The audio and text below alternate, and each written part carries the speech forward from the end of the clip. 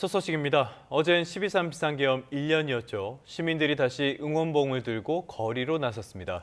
계엄 해제 표결이 이뤄졌던 국회 안팎에선 당일 밤을 되짚는 행사가 이어졌습니다. 임성재 기자입니다. 비상계엄 선포 딱 1년 만에 여의도 국회 앞이 다시 시민들로 가득 찼습니다.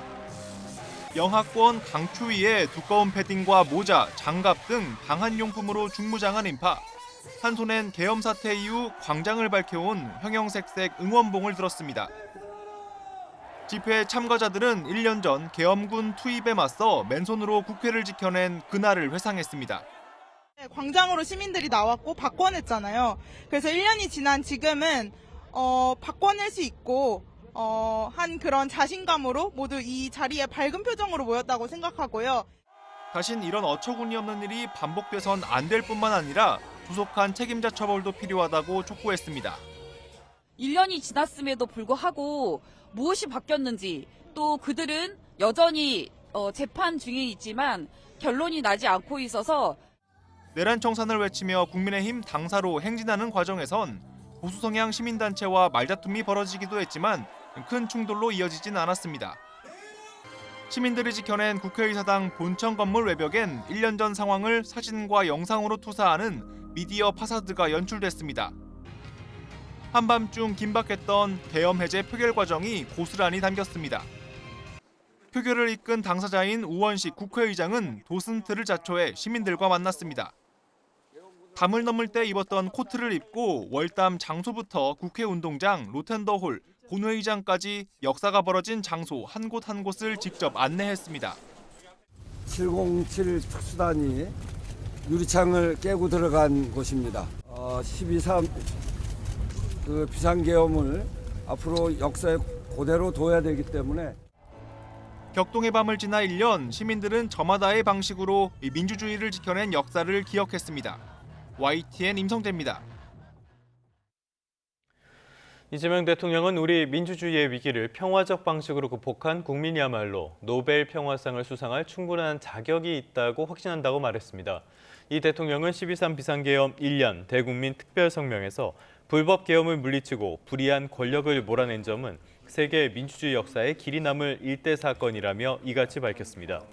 이어 역설적으로 지난 12.3 쿠데타는 대한민국 민주주의의 놀라운 회복력을 세계 만방에 알린 계기가 됐다며 저들은 불의했지만 우리 국민은 더없이 정의로웠다고 회상했습니다. 특히 빛의 혁명으로 탄생한 국민주권 정부는 우리 국민의 위대한 용기와 행동을 기리기 위해 12월 3일을 국민주권의 날로 정할 것이라고 언급했습니다. 이재명 대통령은 또 내란 사태는 진행 중이고 최대한 빨리 엄중하게, 명징하게 정리되고 끝나길 바란다고 밝혔습니다. 이 대통령은 어제 비상계엄 1년 특별 성명 발표 뒤 관련 질문에 과거 청산은 나쁘게 말하면 파묘 같은 느낌을 줄 수 있는데 내란 단죄는 과거 청산과 차원이 다르다며 이같이 말했습니다. 이어 계엄 극복은 사소한 질병과 달리 몸속의 치명적인 암을 제거하는 것이고 그렇게 쉽게 끝나지 않는다며 적당히 미봉하면 다음에 또 재발한다고 지적했습니다.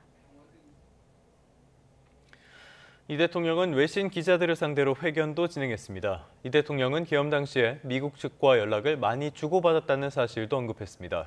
또 지난 한미 정상회담에서 미국의 승인을 이끌어낸 핵추진 잠수함의 건조 장소는 국내가 바람직하다는 입장도 밝혔습니다. 정인용 기자입니다. 이재명 대통령이 비상계엄 선포 이후 민주주의 회복을 위한 1년간의 여정을 세계에 알리기 위해 외신 기자들을 한자리에 초청했습니다. 이 대통령은 다시 그날을 회상하며 미국이 어떤 입장을 밝힐지 매우 걱정했다고 말했습니다. 지난 1980년 광주 계엄 당시 미국이 최소한 방임했다는 역사적 사실 때문이라며 미국이 비상계엄 반대 입장을 표명해준 데에 감사를 표했습니다. 미 대사관 또 미 당국하고도 연락을 많이 했어요. 혹시라도 옹호를 하거나 아니면 방임하거나 이런 모양이 되면 치명적 상황이 발생할 수 있다 해서 이 대통령은 취임 이후 발전시켜온 한미 관계 전반에 대한 소회도 밝혔습니다. 우선 두 차례 정상회담을 한 트럼프 대통령에 대해 동질감을 느꼈다며 미국 국익을 위해 최선을 다하는 걸로 보였다고 평가했습니다. 회담의 최대 성과로는 미국의 핵추진 잠수함 승인을 꼽으며 건조 장소를 두곤 우리나라가 바람직하다고 언급했습니다. 국내에서 하는 게 가장 생산비도 싸고 생산 기간도 짧고 또 경제적 측면에서도 또는 군사 안보적 측면에서도 바람직하겠죠. 또 우라늄 농축과 사용 후 해결료 재처리 권한을 확대하는 방향의 한미 원자력 협정 개정 문제에 대해 핵무장을 하지 않을 것이기 때문에 핵 비확산과는 관련이 없다고 분명히 했습니다. 미국 일각에서 제기되는 핵무장 우려를 불식시켜 협정 개정에 속도를 내기 위한 언급으로 보이는데 트럼프 대통령으로부터 우라늄 농축 동업을 제안받았다고 소개하기도 했습니다. 우라늄 농축은 우리 러시아에서 한 30% 수입합니다. 그랬더니 트럼프 대통령께서 그러면 그거 자체 생산하면 많이 남겠네. 그러면 동업하자 이래가지고 5대5로 동업하기로 하고.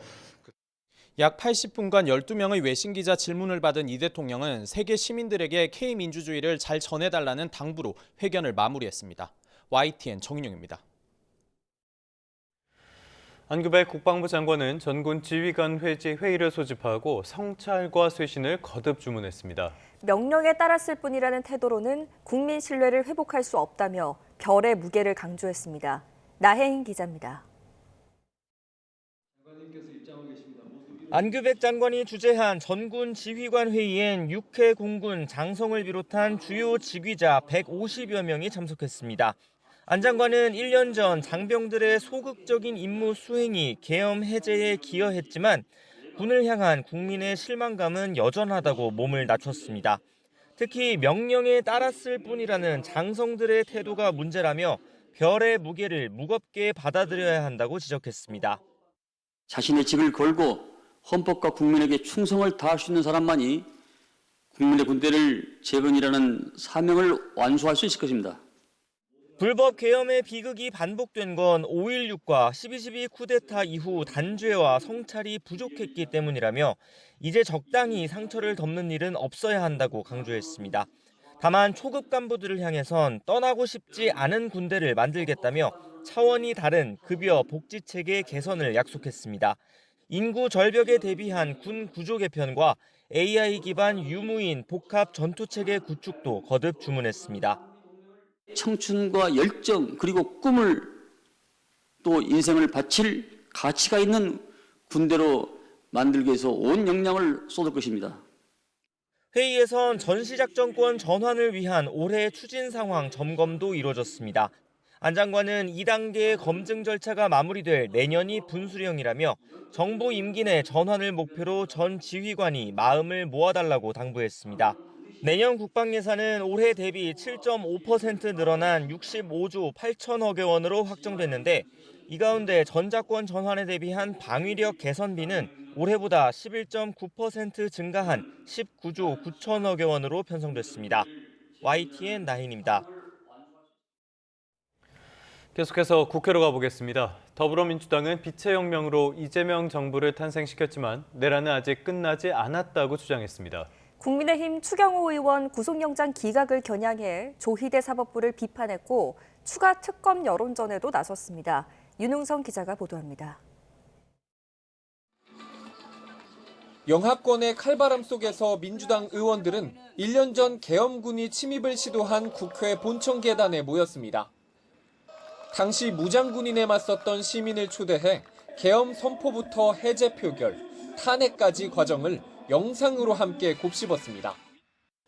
국민이 지켜낸 민주주의 만세! 국민이 지켜낸 민주주의 만세!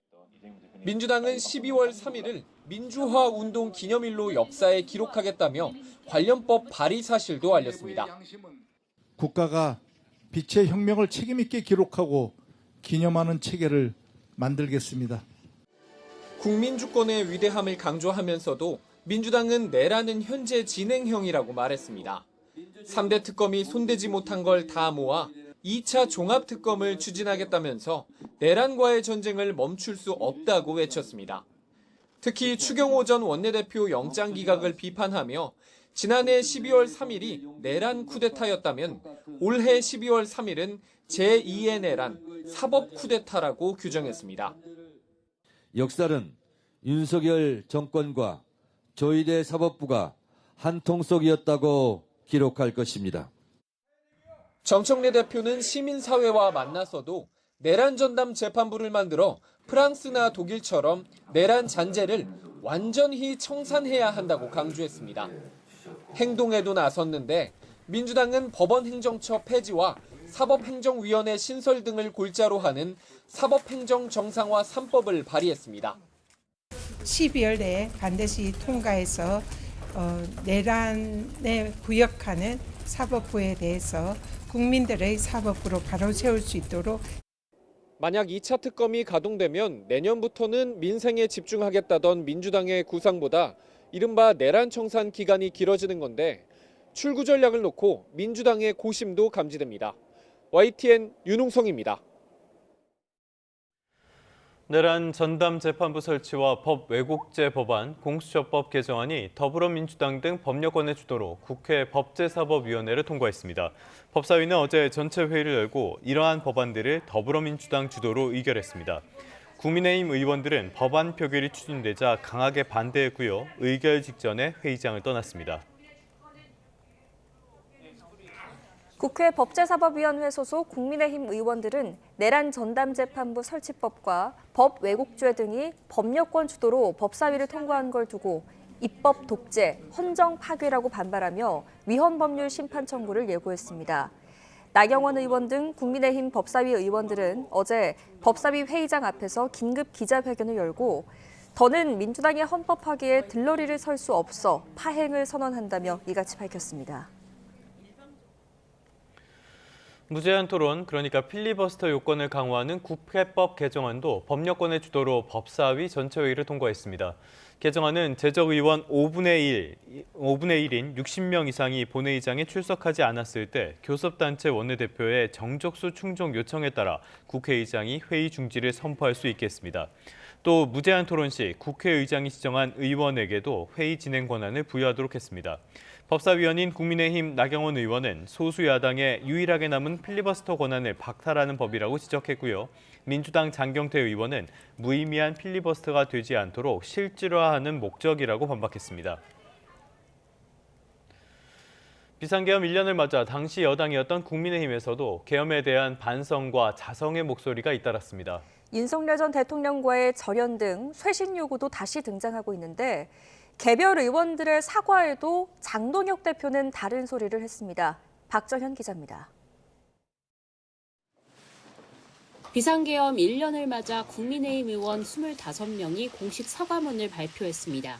당시 여당 일원으로서 책임을 통감한다며 윤석열 전 대통령 절연과 혁신을 거듭 약속했습니다.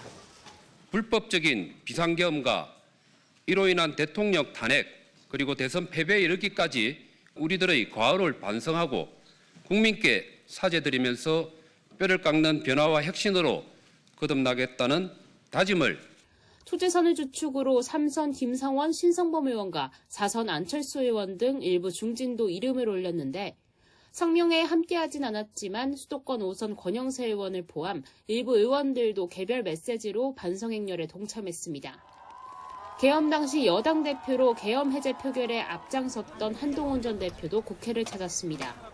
계엄을 예방하지 못한 점에 책임을 느끼고 누구도 이해 못할 계엄이 모든 걸 망쳤다며 잘못된 사슬을 끊어야 한다고 윤 전 대통령과의 단절을 거듭 강조했습니다. 대통령이 한 비상계엄일지라도 앞장서서 막고 단호하게 국민의 편에 서겠다는 것이었음을 반성할 수 있는 용기만이 그 전진을 가능하게. 반성의 목소리가 쇄도하는 것과 달리 지도부는 신중한 기류를 유지했습니다. 송원석 원내대표가 국민의힘 의원 107명을 대표해 고개를 숙였지만 큰 충격을 드린 계엄의 발생을 막지 못한 데 대해 다시 한번 진심으로 사과드립니다. 밤새 추경호 전 원내대표 영장 결과를 기다리며 서울구치소 앞을 지킨 장동혁 대표는 기각 결정 뒤 내란몰이는 끝났다라는 입장 외에 별도의 공식 발언을 내놓지 않았습니다. 국민이 독재를 이겼습니다. 계엄과 탄핵, 내란몰이의 어두운 과거에 마침표를 찍고 새로운 미래를 시작하는 날이 될 것입니다. 대신 SNS 글을 통해 의회 폭거에 맞서기 위한 계엄이었고 당도 하나로 뭉쳐 싸우지 못한 데 책임이 있다며 이제는 이재명 정권에 맞서 다 함께 반격하겠다고 역공을 예고했습니다. 이에 당내 일각에선 윤 절연을 못하면 당의 미래가 없다며 대표 자격에 의문을 제기하는 목소리도 나왔습니다. 당 투톱이 서로 결이 다른 메시지를 낸 건 일종의 역할 분담이라는 게 국민의힘 지도부 설명입니다. 하지만 사과 요구가 분출하는 상황 속 당대표 차원의 명시적 사과 메시지가 나오지 않으면서 여전히 당 내용의 뇌관으로 작용할 수 있다는 관측도 나옵니다. YTN 박정현입니다.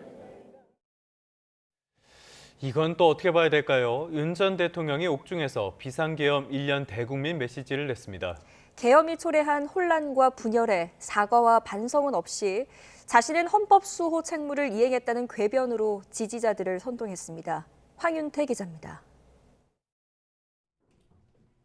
윤석열 전 대통령의 비상계엄 1년 옥중 메시지는 한마디로 계엄이 정당했다는 겁니다.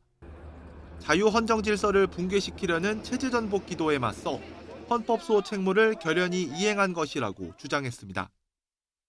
민주당의 정부 인사들 탄핵, 예산 삭감 등에 맞서 대통령 권한인 비상사태 선포로 헌정 질서를 바로 세우려 했다는 겁니다.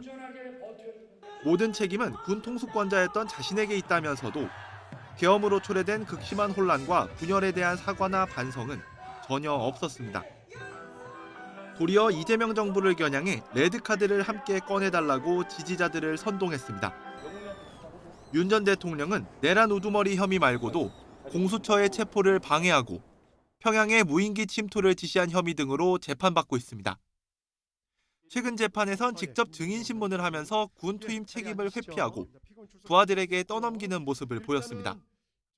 이게 정말 확 없는 겁니까? 아니면 이게 뭡니까? 이런 거를 좀 물어볼 만한 그 궁금증이 안 생겼을까요? 지금에 와서 그렇게 말씀을 하시면 네. 솔직히 말씀은 제가 되묻고 싶은 부분입니다. 지난 1년 동안 우리 사회는 계엄의 충격을 서서히 치유해가고 있지만 구속 재판을 받는 윤 전 대통령은 여전히 궤변을 내려놓지 못하고 있습니다. YTN 황윤태입니다. 12월 4일 목요일 오늘의 주요 일정 살펴보겠습니다. 오늘 윤석열 전 대통령의 내란 혐의 재판에 문상호 전 정보사령관과 김용군 전 대령이 증인으로 출석합니다. 앞서 재판부는 문 전 사령관을 핵심 증인으로 보고 있다며 신문에 시간을 들여 진술을 확인할 필요가 있다고 밝혔습니다. 내란 특별검사팀은 오늘 김건희 씨의 수사 무마 의혹과 관련해 박성재 전 법무부 장관을 소환합니다. 특검은 지난해 윤석열 전 대통령 부부가 박 전 장관과 텔레그램 메시지를 주고받으며 김 씨 수사 상황을 챙기거나 검찰 인사에 개입한 정황을 포착한 바 있습니다. 14명이 숨지거나 다친 시청역 역주행 사고에 대한 상고심 판단이 오늘 나옵니다. 앞서 1심 재판부는 차 씨에게 금고 7년 6개월을 선고했고 이어진 2심에서는 금고 5년이 선고됐는데요. 차 씨는 재판에서 사고 원인이 차량 결함에 따른 급발진이라고 주장했지만 1심과 2심은 모두 이를 받아들이지 않았습니다. 태국 한인 살인 사건 공범들에 대한 대법원 최종 판단이 오늘 나옵니다. 이들은 지난해 5월 태국 파타야에서 한국인 관광객을 납치 살해하고 시신을 저수지에 버린 혐의 등으로 기소됐는데요. 앞서 1심은 A씨에게 무기징역을 선고하며 공범 2명에게는 각각 징역 30년과 25년을 선고했고 2심은 항소를 기각했습니다. 학교 급식 돌봄 등 비정규직 노동자들로 구성된 전국 학교 비정규직 연대회의가 오늘부터 2차 총파업에 나섭니다. 오늘은 경기, 대전, 충남 지역 학교의 비정규직 노동자들이 파업에 참여합니다. 지금까지 오늘의 주요 일정 살펴봤습니다. 네, 이번엔 미국으로 가보겠습니다. 한국의 대미 수출 자동차 관세를 15%로 소급 인하하는 내용이 미국 연방정부 관보에 게재됐습니다. 이로써 지난 4월 시작된 한미 간 관세 협상이 일단락되면서 양국은 대미 투자와 관세 인하를 이행하는 국면으로 접어들었습니다. 취재기자 연결합니다. 신윤정 특파원. 네, 워싱턴입니다. 네, 조금 전에도 전해드렸는데요. 미국이 그러니까 우리나라에 대한 관세 인하, 이거를 소급 적용한다는 거 공식화했다는 거죠? 네, 그렇습니다. 현지 시간 3일 미국 연방정부 관보에 온라인 관보가 먼저 게재됐고 공식 게재는 내일 이뤄집니다. 관보 공식 게재일인 4일 발효되는 수입 한국산 자동차 관세 15%는 미 동부 시간으로 지난달 1일 새벽 0시 1분을 기준으로 소급 적용됩니다. 소비 목적으로 수입되거나 창고에서 소비를 목적으로 반출된 자동차와 자동차 부품에 적용됩니다. 한국의 상호 관세를 25%에서 15%로 인하하는 내용도 관보에 포함됐습니다. 항공기와 항공기 부품, 원목과 목재 관세도 지난달 14일 새벽 0시 1분 기준으로 소급 인하됩니다. 이번 관세 소급 인하는 한미가 지난달 13일 10월 경주 정상회담 합의를 이행하기 위해 발표한 조인트 팩트시트 공동 설명 자료의 후속 조치입니다. 안보와 무역 합의를 포괄한 팩트시트는 한국이 3,500억 달러 규모 대미 투자를 하는 조건으로 미국은 관세를 인하하고 한국의 우라늄 농축과 사용 후 핵연료 재처리, 핵 추진 잠수함 도입을 지원 또는 승인하기로 하는 내용을 담고 있습니다. 미 정부는 관보에서 양국 대통령은 한반도와 인도태평양 지역의 평화와 번영의 핵심 연결고리인 한미 동맹에 새로운 장을 선언했다고 밝혔습니다. 또 팩트시트에 대해서는 한국 전략무역과 투자 합의에 대한 역사적 발표를 재확인하며 이는 한미동맹의 힘과 지속성을 반영한다고 평가했습니다. 한국의 대미 투자가 미국 산업 재건의 핵심이 될 것이라는 미 당국자의 전망도 나왔다고요? 네, 그렇습니다. 워싱턴 DC에서 전략국제문제연구소 CSIS 주최 한미 전략 포럼이 열렸는데요. 조나단 프리츠 미국 국무부 선임 부차관보는 한미동맹의 핵심 토대는 그 어느 때보다 강력하며 미국은 확장 억제 약속을 철통같이 유지하고 있다고 말했습니다. 조인트 팩트시트와 관련해서 한국은 미국을 재산업화하겠다는 트럼프 대통령 약속의 절대적인 핵심이라고 강조했는데요. 발언 잠시 들어보겠습니다. The ROK is absolutely key to the President's commitment to reindustrializing America. We need the ROK's continued investment in key sectors, whether shipbuilding, energy, semiconductors, pharmaceuticals, critical minerals, or AI and quantum.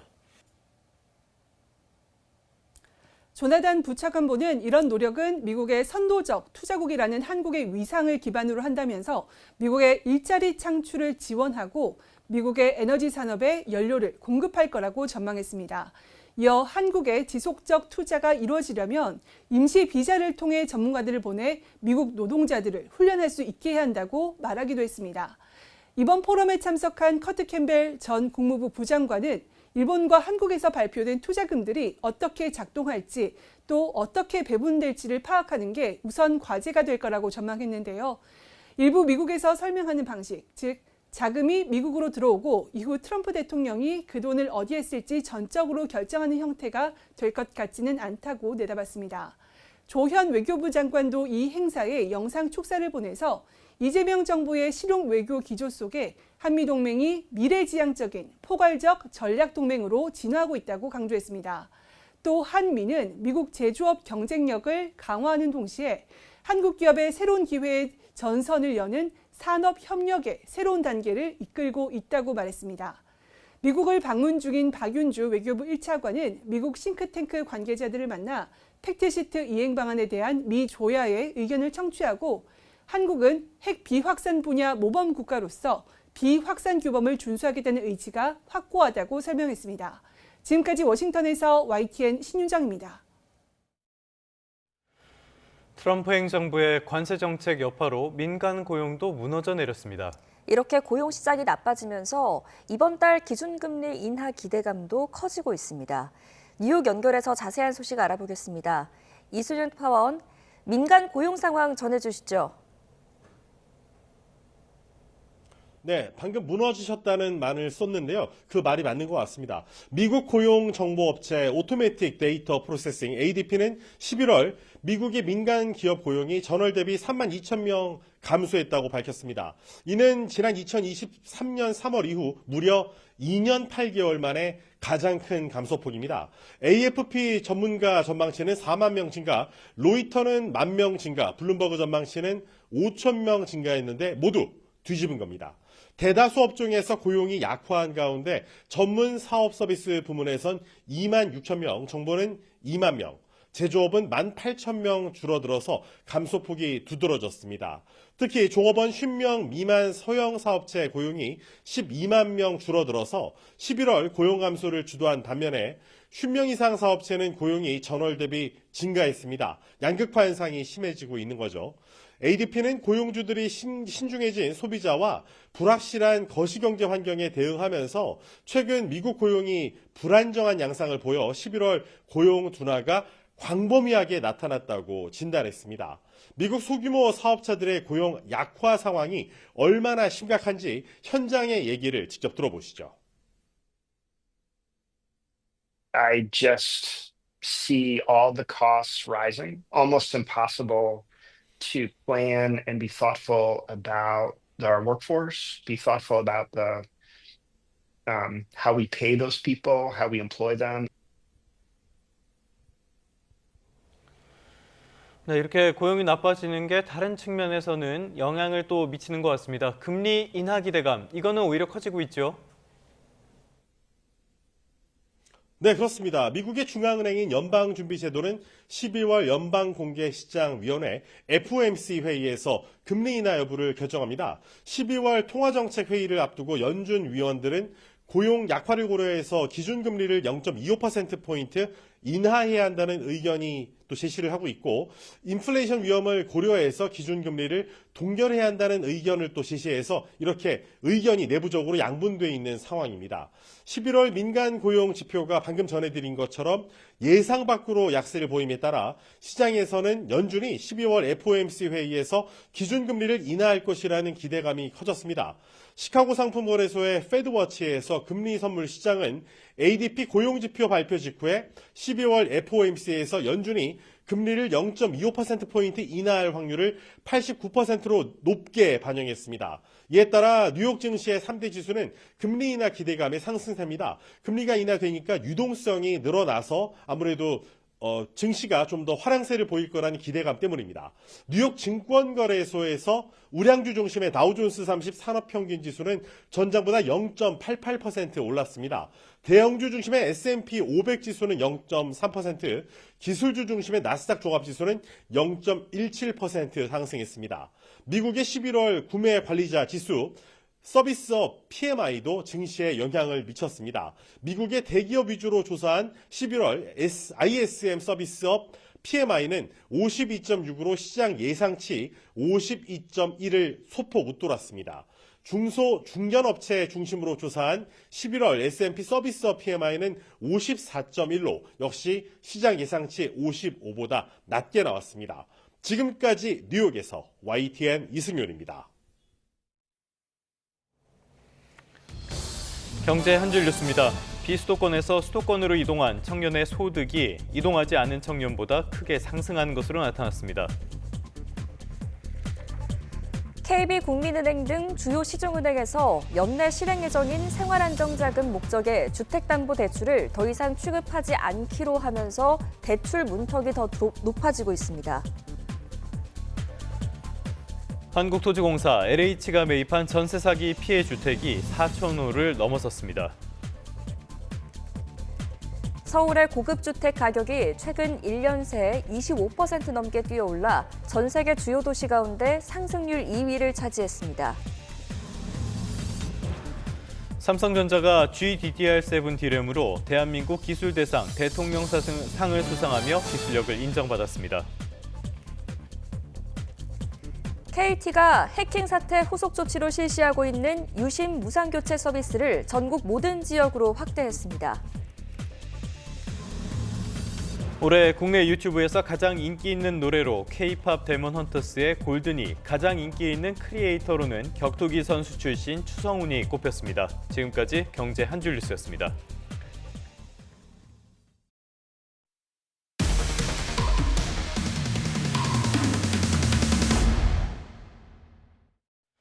최근에 숨진 채 발견된 이동통신사 대리점 직원이 생전의 대표에게 지속적으로 폭행당한 의혹을 YTN이 연속적으로 보도하고 있습니다. 네, 유가족은 이 직원이 생전 월급도 제대로 받지 못했다고 주장하고 있는데요. YTN 취재 결과 고용노동부는 대표의 법 위반 가능성에도 유족의 진정을 하루 만에 종결한 것으로 확인됐습니다. 표정우 기자가 단독 취재했습니다. 최근 숨진 이동통신사 직원 박성범 씨가 생전에 대표 A씨로부터 상습적으로 폭행당했다는 정황이 곳곳에서 드러나는 가운데 박 씨가 A씨에게 월급도 제대로 받지 못했던 걸로 YTN 취재 결과 확인됐습니다. 박 씨는 2016년 1월부터 지난 9월까지 10년 정도 A씨의 대리점에서 휴대전화 판매 등 영업일을 해왔는데 이 기간 박 씨의 급여 내역을 YTN이 확보했습니다. 그런데 월급은 들쭉날쭉 많이 들어온 달은 270여만 원이 입금됐고 어떤 달은 100만 원, 50만 원, 30만 원을 받은 걸로 나타났습니다. 아예 돈이 들어오지 않는 달도 30여 차례에 달했습니다. 통장을 다 정리를 해봤어요. 어떤 해에는 한 번도 없고 어떤 한 해에는 한 번에서 두 번 정도? 그런 식으로만 찍혀져 있고. 대표 A씨 측은 박 씨가 연루된 횡령 사건이 있어서 생전에 월급에서 일정액을 제하고 지급하기로 합의했다고 주장하는데 유가족은 대표가 거짓말을 한다며 노동부에 월급과 퇴직금을 받게 해달라고 진정을 제출했습니다. 그런데 노동부는 단 하루 만에 진정을 종결 처리한 걸로 확인됐습니다. 이유를 묻는 취재진에게 노동부는 박 씨가 횡령건으로 A씨에게 갚아야 할 돈이 있었다는 대표 측의 입장을 그대로 반복했습니다. 횡령금 전지행 각서해가지고 그 채무가 더 많으면 어머니한테도 피해가 가잖아요. 그래서 어머니 정확하게 채무 관계에 대해서 좀 더 알아보시고 사건을 진행하시는 게 좋겠습니다. 하지만 전문가들은 애초에 채무 여부와 관계없이 월급을 제대로 주지 않은 것 자체가 문제라며 노동부의 결정을 이해할 수 없다는 반응입니다. 현행 근로기준법은 임금은 정기적으로 전액을 지급해야 한다고 규정했기 때문입니다. 임금의 4대 원칙 중에서 정기벌 지급과 그리고 전액 지불 원칙이 지켜지지 않은 명확한 사안이라고 보입니다. 노동부는 유족에게 채무관계 관련 법률 상담 먼저 받으라고 권유했는데 이 또한 문제라는 지적입니다. 그러니까 법 위반 사항을 발견해서 시정을 명하고 시정이 이행이 안 되면 형사처벌을 하는 곳이에요. 근데 그들 사이에 민사적 채권 채무 관계가 뭐가 있었든 그거는 사실 노동부에서 판단할 게 아니고. YTN 취재가 시작되자 노동부는 재조사에 착수했습니다. 하지만 노동부가 대표 A씨의 근로기준법 위반 가능성에도 진정을 종결 처리한 경위 역시 별도의 조사가 필요해 보입니다. YTN 표정우입니다. 이 시각 주요 뉴스입니다. 특검이 김건희 씨의 징역 15년형을 구형했습니다. 김 씨는 최후 진술에서 국민의 심려를 끼쳐 죄송하다면서도 억울한 점이 많다고 말했습니다. 쿠팡의 개인정보 유출 사태와 관련해 피해자들의 배상 요구가 잇따르고 있습니다. 쿠팡 대표는 합리적인 보상 방안을 마련하겠다고 밝혔습니다. 경남 창원의 모텔에서 흉기 난동 사건이 발생해 3명이 숨지고 1명이 중상을 입었습니다. 범행 직후의 가해자는 모텔 3층에서 추락해 숨졌습니다. 오늘 서울 아침 기온이 영하 9도까지 떨어지는 등 한파가 절정에 달하겠습니다. 오후부터는 수도권에 첫눈도 내리겠습니다.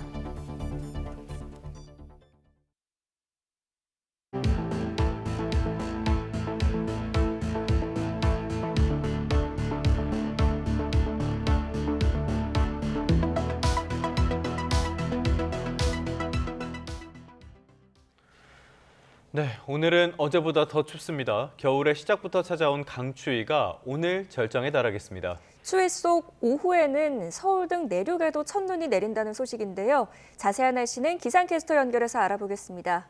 이혜민 캐스터. 네, 서울 상암동 야외 스튜디오에 나와 있습니다. 네, 오늘 출근길만 해도 공기가 달라진 게 체감이 되던데요. 지금 서울 기온 몇 도입니까? 네, 현재 서울의 기온이 영하 9.2도까지 떨어져 있습니다. 어제보다 기온이 더 낮아지면서 매서운 추위가 절정에 달했습니다. 말을 할 때면 계속 입김이 나오고 있고요. 장갑을 착용하지 않으면 손이 빨갛게 변할 정도로 날씨가 매우 춥습니다. 오늘 출근길은 따뜻하게 입고 나오셔야겠습니다. 현재 중부지방을 중심으로 한파주의보가 내려져 있습니다. 서울 동부권과 경기 동부, 강원 영서, 충북 북부와 경북 북부 지역인데요. 현재 전국에서 가장 추운 곳은 철원 임남면으로 기온이 영하 18도를 기록하고 있습니다. 파주는 영하 12.9도, 제천은 영하 11.6도 등 중부지방은 영하 10도를 밑도는 곳이 많은데요.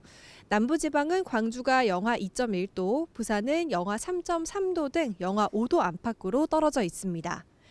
낮에도 찬바람이 불면서 춥겠습니다. 서울과 춘천 2도, 대전 4도, 광주 6도, 부산은 8도를 보이는 가운데 체감온도는 기온보다 3도 정도 낮겠습니다.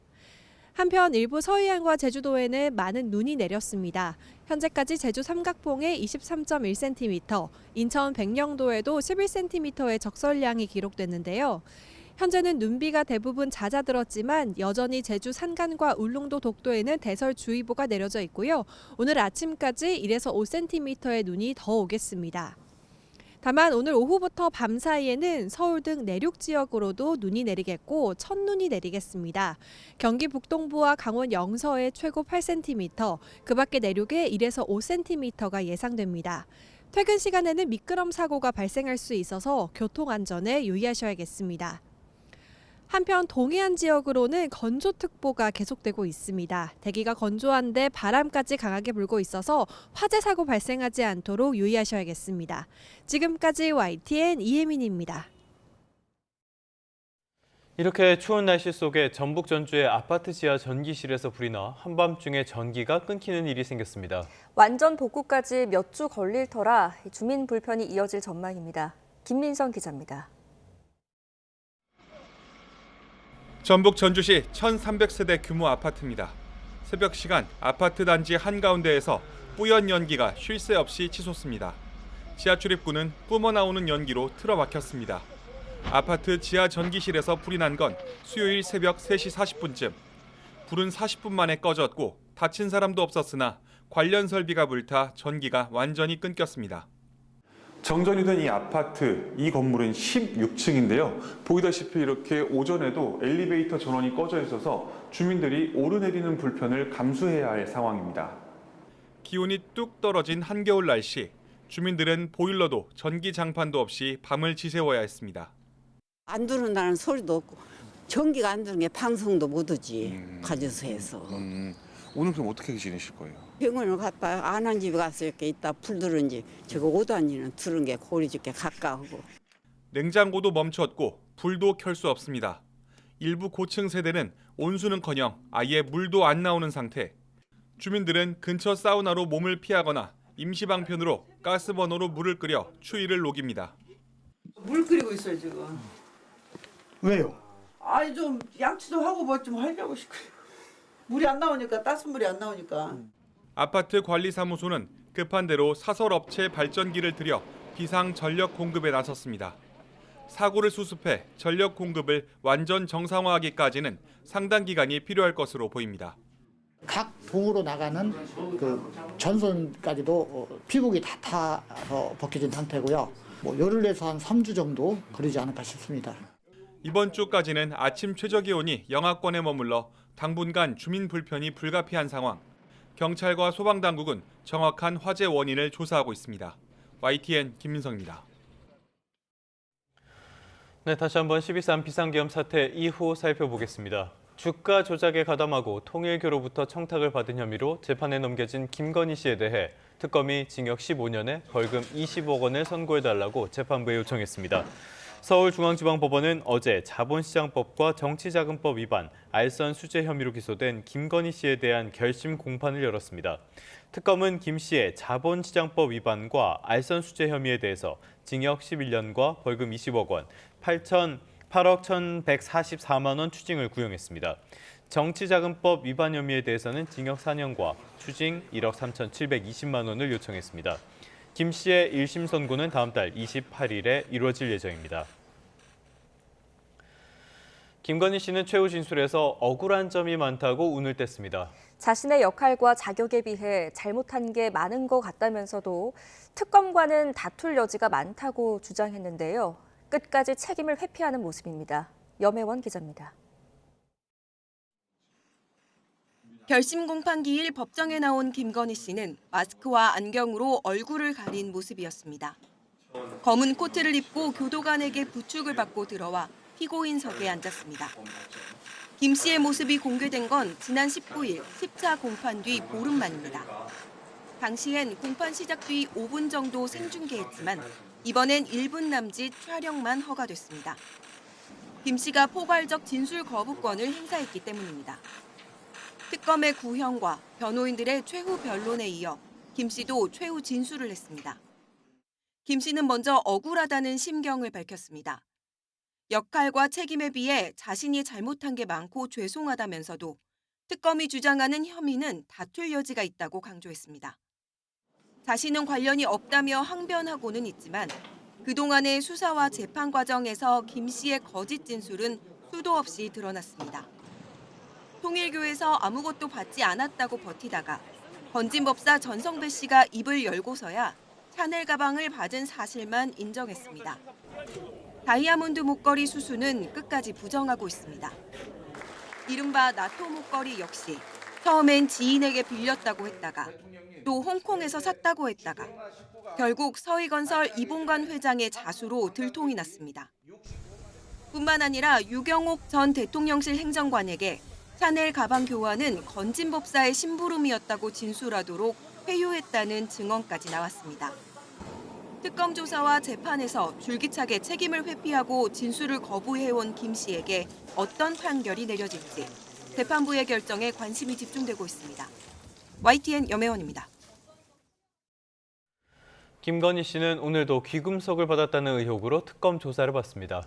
결심을 마친 사건도 있지만 수사 무마 청탁 의혹 등 특검이 풀어야 할 숙제는 여전히 많습니다. 우종훈 기자의 보도입니다. 김건희 씨는 오늘 민중기 특별검사팀에 출석합니다. 김상민 전 검사로부터 이우한 화백 그립을 받고 공천과 공직 임명을 도운 의혹으로 조사받은 지 2달여 만입니다. 특검은 이번엔 김 씨를 상대로 귀금속 수수 의혹을 추궁할 예정입니다. 김 씨 구속을 앞두고 이봉관 서희건설 회장이 줬다고 자백한 이른바 나토 3종 장신구와 이배용 전 국가교육위원장이 건넸다는 금거북이 관련 조사입니다. 서희건설 측은 윤석열 전 대통령 나토 순방 당시 김건희 씨가 착용한 방 클리프랜 아펠 목걸이를 교부한 사실을 인정하는 취지의 자수서를 특검에 제출하였습니다. 김 씨는 다음 주에도 국민의힘 김기현 의원 부인의 가방 선물과 관련해 또 한 차례 특검에 불려 나올 예정입니다. 특검이 수사에 속도를 내고 있지만 이제 막 시작한 사건도 있습니다. 김 씨가 지난해 박성재 전 법무부 장관에게 메시지를 보내 자신의 주가 조작 사건 수사 진행 상황을 묻는 등 이른바 셀프 무마를 시도했다는 의혹입니다. 박 전 장관의 내란 혐의 수사 과정에서 포착된 정황인데 김건희 특검팀은 최근에야 강제 수사로 자료를 확보했습니다.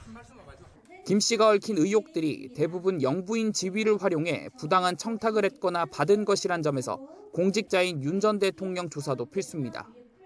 선고를 앞둔 도이치 주가 조작 의혹 등은 특검 출범 전에 검찰이 어느 정도 수사를 진행해온 사건들이었습니다.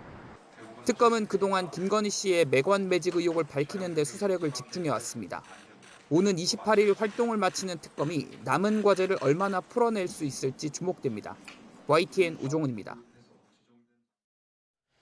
또 논란이 된 사건이 있습니다. 더불어민주당 문진석 원내수석 부대표가 김남국 대통령실 비서관에게 인사청탁을 하는 장면이 포착됐습니다.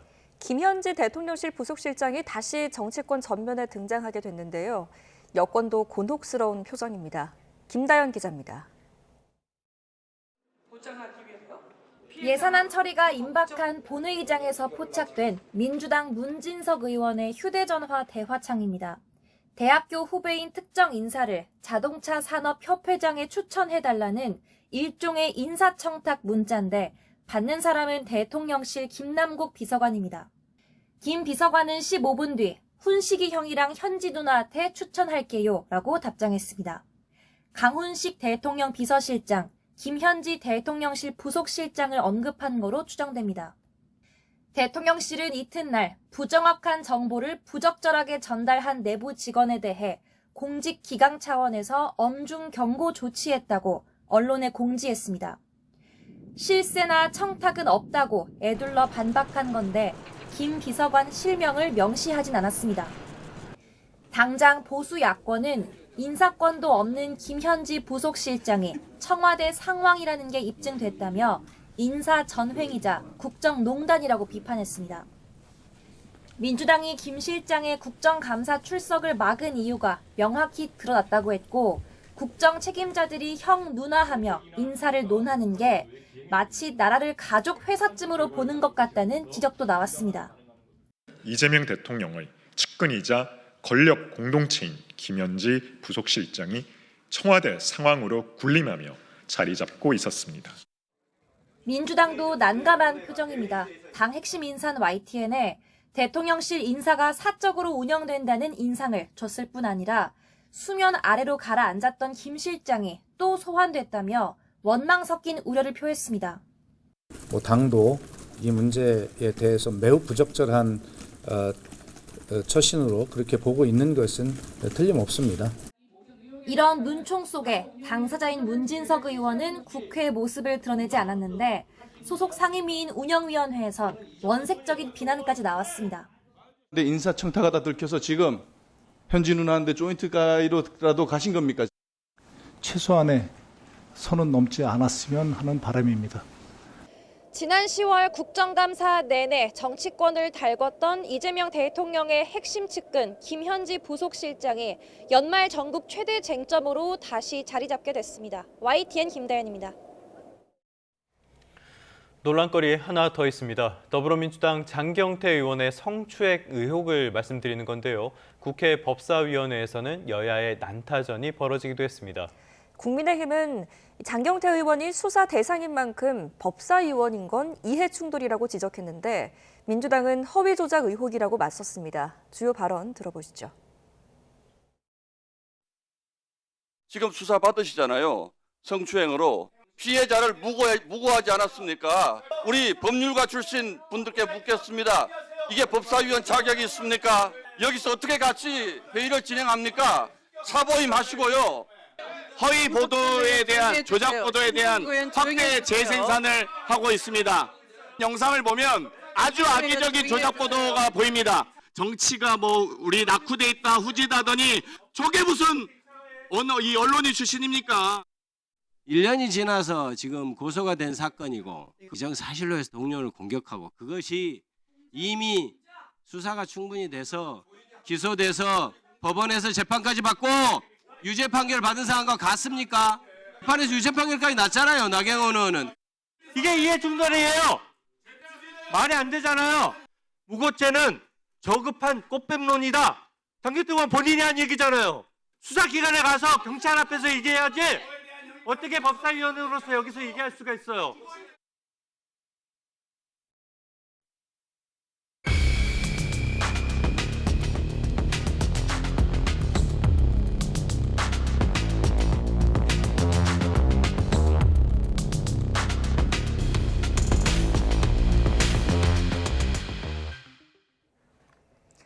네, 다음 소식입니다. 쿠팡의 대규모 개인정보 유출 사태로 피해자들의 배상 요구가 본격화하고 있습니다.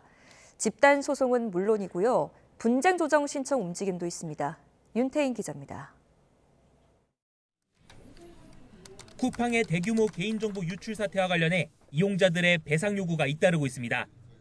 포털 사이트에는 집단 소송을 준비하는 카페가 다수 검색됩니다. 법원에는 이미 개인정보 유출 피해를 배상하라는 집단 소송 소장이 접수됐습니다. 유출 사실만 확인이 되면 최대 300만 원까지 손해배상의 청구가 가능합니다.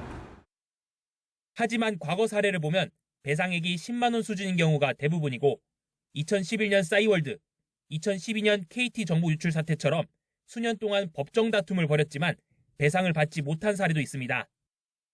이런 이유로 집단 분쟁 조정을 신청하는 시민들도 있습니다. 분야별 전문가가 참여해 기업과 이용자의 갈등을 중재하는 제도로 민사소송보다 비용이 덜 들고 절차가 간소하다는 평가입니다.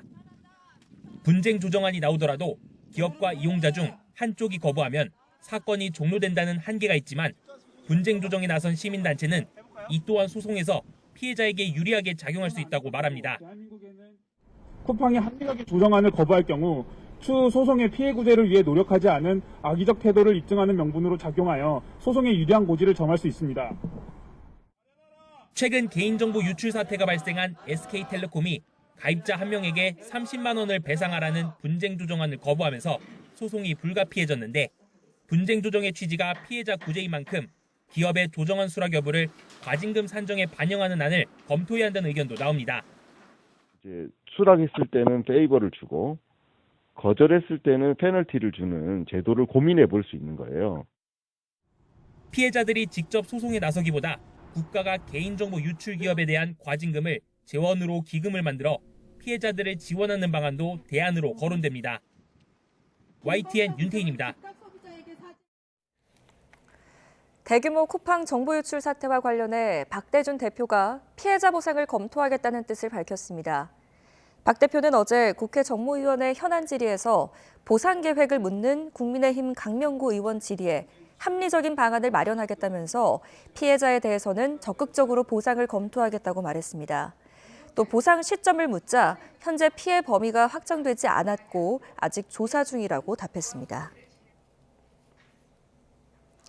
쿠팡은 정부가 부여하는 국내 최고 수준의 정보 보호 인증을 받은 업체입니다. 그런데도 이번 3,400만 명의 대규모 개인정보 유출이 되면서 인증제도 무용론이 제기되고 있습니다.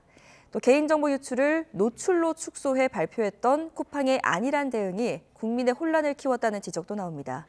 김진두 기자입니다. 기업이나 기관이 보유하고 있는 정보 자산을 잘 보호하고 있는지를 심사해 인증해주는 ISMS라는 제도가 있습니다. 여기에 가입자의 개인정보 보호관리 체계 요소를 추가하면 ISMS P 인증이 됩니다. 그런데 개인정보 유출 사고가 발생한 SKT와 KT, U+ 등 통신사, 롯데카드와 쿠팡까지 모두 ISMS P 인증을 받은 업체입니다. 인증 제도에 무용론이 제기되는 이유입니다. 건수로 하면은 33건, 기업으로 하면 27개 기업. 이거 ISMS-P 실효성이 있는 거 맞습니까? 정부도 실효성을 높이기 위해 인증 과정을 강화하겠다고 밝혔습니다. 먼저 예비 심사 제도를 넣겠다. 그리고 현장 심사를 하겠다. 그리고 인증을 준 다음에 실제로 또 1년마다 모의 해킹 등 실질적으로 이 인증에 맞춰서 운영되고 있는지를 검사하겠다. 최악의 개인정보 유출을 확인한 이후에 보인 쿠팡의 대응에도 비판이 쏟아졌습니다.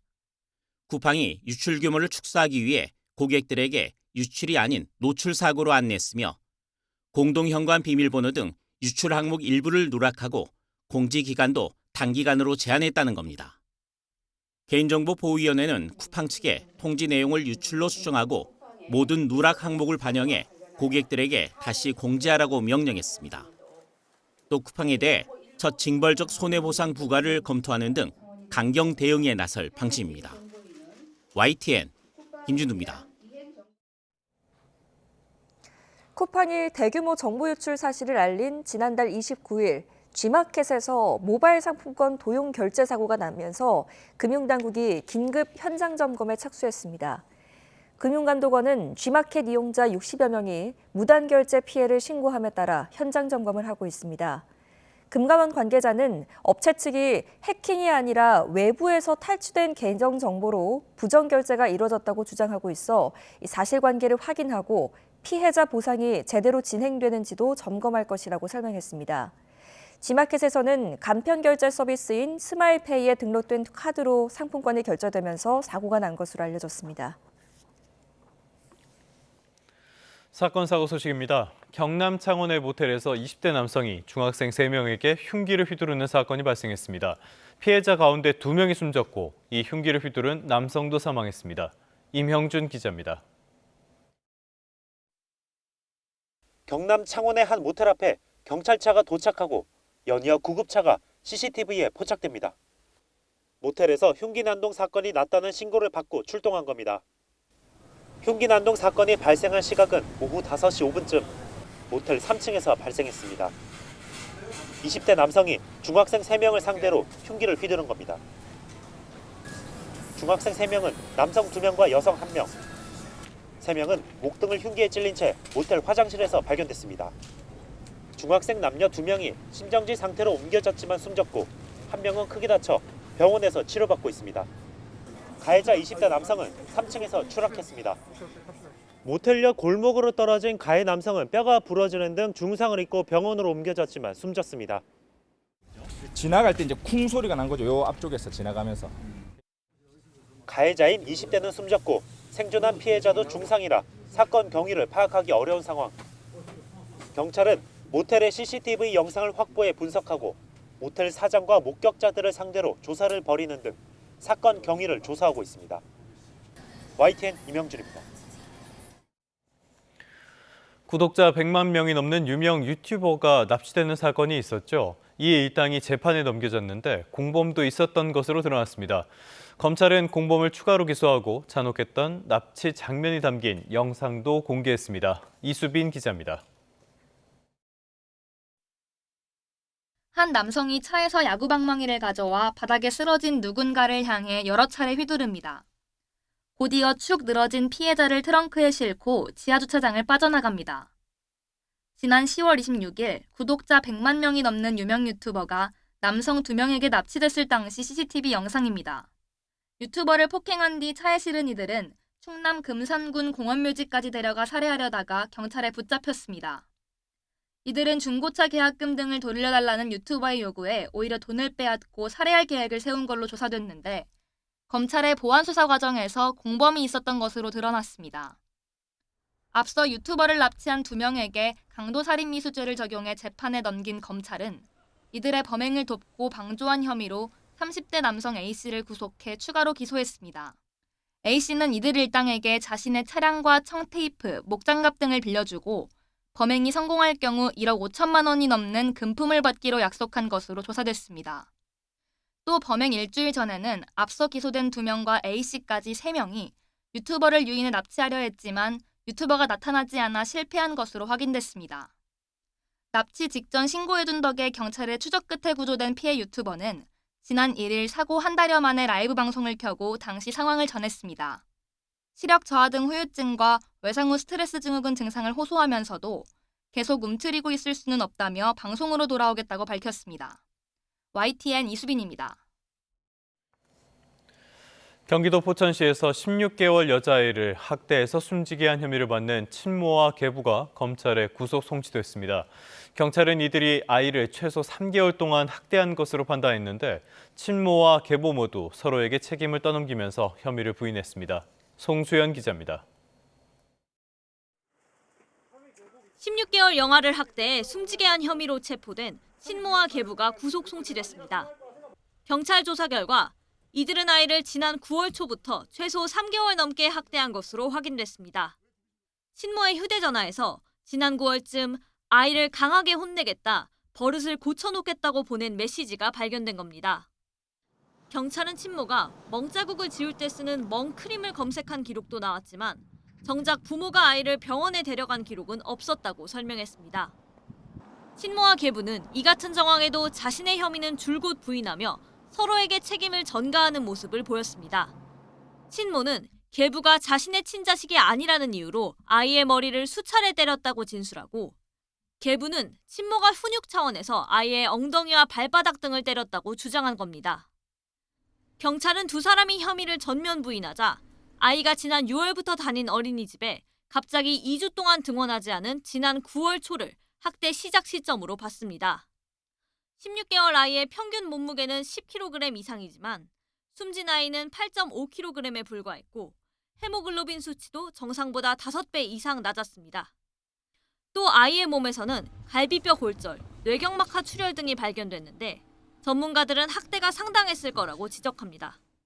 주먹으로 세게 배나 가슴을 수차례 가격했을 가능성이 있지 않겠냐. 경찰은 아이의 멍자국을 발견하고도 넘어졌다는 친모의 설명만 듣고 신고하지 않은 어린이집 관계자에 대해 행정처분을 의뢰하고 부모의 추가 학대 정황 등을 수사하고 있습니다. YTN 송수연입니다. 다음 소식입니다. 50% 관세 부과로 촉발된 미국과 브라질의 갈등이 수습 국면에 접어들었습니다. 트럼프 대통령이 지난달 브라질산 주요 식료품의 관세를 철회한 데 이어 추가로 관세를 인하할 것으로 보입니다. 룰라 대통령의 정치적 승리라는 평가도 나옵니다. 보도에 유투건 기자입니다. 트럼프 대통령과 통화를 마친 룰라 대통령은 곧 좋은 소식이 있을 거라고 밝혔습니다. 지난달 커피와 쇠고기 등 주요 식료품의 관세가 철회된 데 이어 추가적인 관세 인하가 임박했다고 예고했습니다. Eu acho que está perto da gente ouvir uma notícia boa, além dessa notícia de tirar alguns produtos nossos da taxação que ele fez. 룰라 대통령은 또 양국이 조직범죄 소탕을 위해 협력하기로 합의했다고 설명했습니다. 앞서 트럼프 대통령도 통화 사실을 확인하며 만족감을 드러냈습니다. But we had a very good talk. I like him. Very good. 이에 따라 지난 8월 미국의 50% 관세 부과로 시작된 양국의 갈등은 수습 국면으로 접어들었습니다. 트럼프 대통령은 당시 쿠데타 모의 혐의로 기소된 보우소나루 전 브라질 대통령의 석방을 요구하며 관세를 무기로 꺼내들었습니다. 무리한 내정 간섭이고 브라질이 대미 적자국이어서 명분이 없다는 비판이 나왔지만 아랑곳하지 않았습니다. And I believe he's an honest man. I think what they're doing to him is terrible. 이와 별도로 미국 재무부는 브라질 연방 대법관 등 주요 인사 수십 명을 제지하기도 했습니다. 하지만 브라질이 주권 침해라며 끝까지 버티고 고율의 관세가 부메랑이 돼 돌아오자 결국 타협을 선택할 수밖에 없었습니다. 보우소나루 전 대통령은 최근 징역 27년의 형이 확정돼 복역을 시작했지만 트럼프 대통령은 별다른 언급을 하지 않았습니다. 반면 룰라 대통령의 경우 사상 최저치까지 떨어졌던 지지율이 회복되면서 결과적으로 정치적 선물을 받았다는 평가가 나오고 있습니다. YTN 유투건입니다.